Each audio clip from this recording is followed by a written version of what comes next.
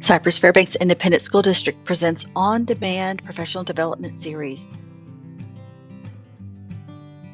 Welcome to Taking Flight, Navigating Through Your First Year of Teaching. This is part 2 of the 3-part series. As you embark on this exciting journey, we want to ensure you feel prepared, supported, and inspired. You are taking flight as a new teacher. Our goal in this video series is to introduce you to essential strategies, resources, and mindsets that will help you thrive in your new role. Teaching is a rewarding and impactful profession, and we are here to help you navigate the challenges and celebrate the joys of this incredible journey. Today, you'll learn key practices and approaches that will help you set up for success in your classroom. This 3-part training will navigate you through essential strategies to help you pilot your way through your first teaching experience.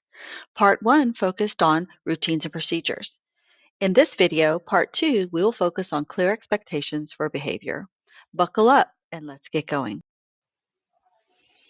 As you've learned in the previous discussion, positive behaviors should be explicitly taught, reviewed, and reinforced. This video's focus is how we're going to do just that by doing the following.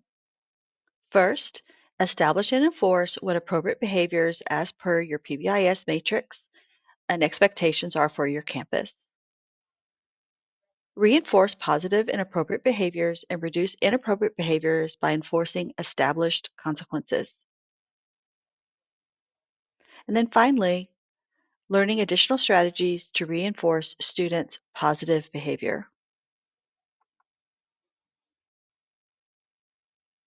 Making it easy for you to establish your expectations is through the use of PBIS. Positive Behavioral Interventions and Supports, or PBIS, is a proactive approach used in schools inside FAIR to improve school safety and promote positive behavior. PBIS focuses on teaching students expected behaviors through clear guidelines and consistent reinforcement. The approach involves setting clear expectations, teaching positive behaviors, in other words, teaching students the skills they need in order to behave appropriately and meet expectations. Consistent reinforcement, where we recognize and reward positive behavior to encourage its repetition, and data-driven decision making, using data to monitor progress and make informed decisions about the interventions our school needs. By focusing on prevention and creating a positive school climate, PBIS aims to reduce disciplinary issues and support academic success. Remember, classroom management is a team sport, and the expectations established in your matrix are for everyone. On the screen is an example matrix from post-elementary. Their acronym is RISE, which stands for Respectful, Integrity, Safety, and Effort. You'll also notice that there is success criteria under each part of the matrix acronym to teach students those skills that are needed to meet those expectations. Your school has your own matrix for each area of the building. There's a matrix for the cafeteria, for restrooms, for classrooms, and for hallways, for example. The largest focus for PBIS is the teaching of skills necessary for life. Pause the video to reflect on the information on the slide. Have you ever heard someone say, "Oh, I know he knows"? They know. But it's important to remember that knowing is not automatic doing. In order for our students to use socially acceptable behavior, we have to approach it like teaching any other subject. We must teach it to our students, and they need to practice it with our feedback. They need to know exactly what to do and how to do it. Just because they know what to do doesn't mean they will. We need to enforce and reinforce the desirable behavior by giving positive consequences so students are motivated to show the said behavior repeatedly. At the same time, we need to address the inappropriate behavior through logical consequences in order to reduce the inappropriate behavior from occurring. However, in our district, we have a 5-to-1 praise to correction ratio, which means students are hearing positive reinforcement for the behaviors that they're doing in class, the behaviors that are meeting your expectations. They're hearing those 5 times more than they're hearing corrective behavior.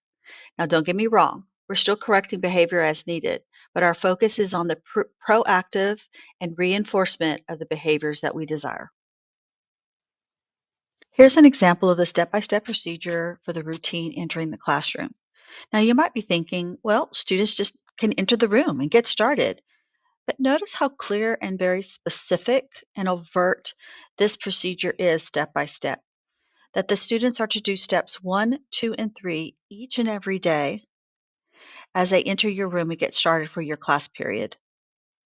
Notice that there are positive consequences and negative consequences for not meeting your expectations. In order for our students to use socially acceptable behavior, we have to approach it like teaching any other subject. Here are some key points to help you effectively communicate and enforce your behavioral expectations. Establish clear expectations early. Set the tone from day one. Clearly outline your behavioral expectations on the very first day.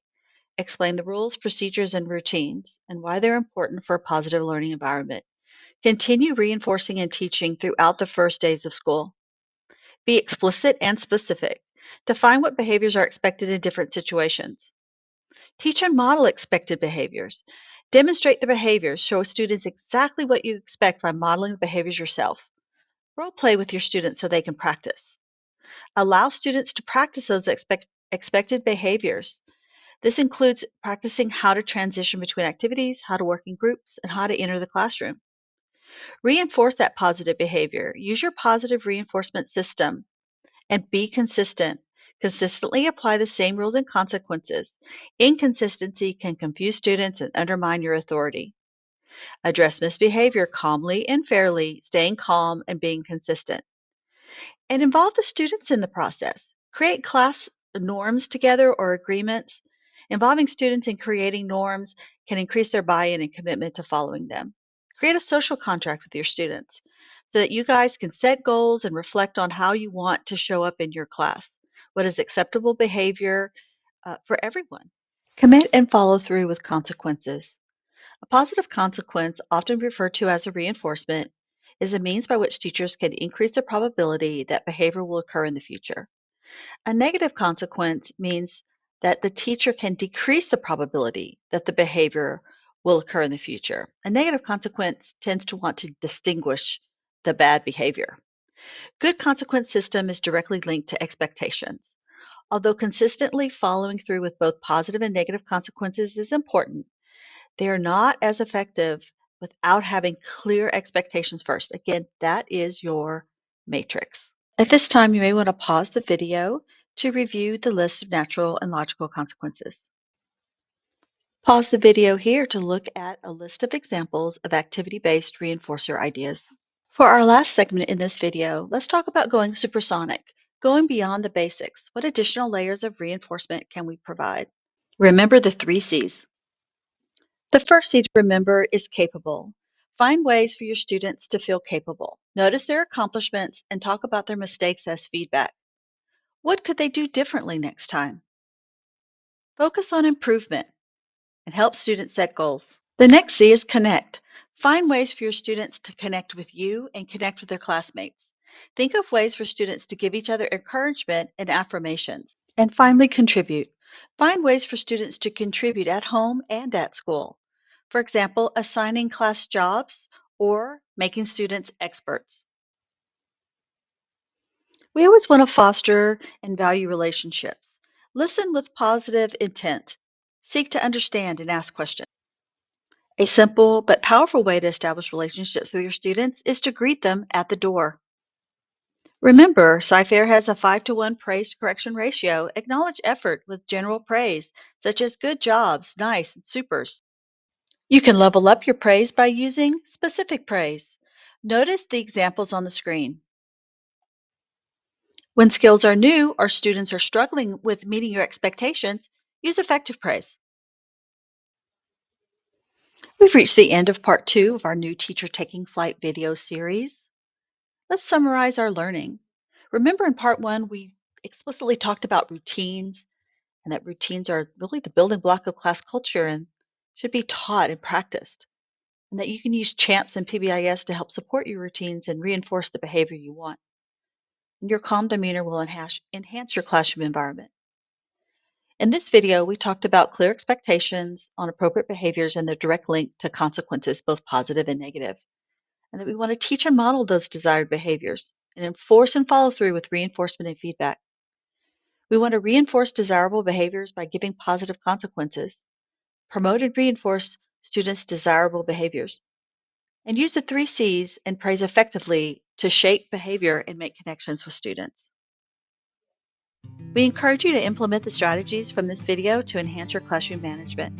Thank you for taking time to view our professional development on demand. Up next, New Teacher Taking Flight, our last video, Part 3.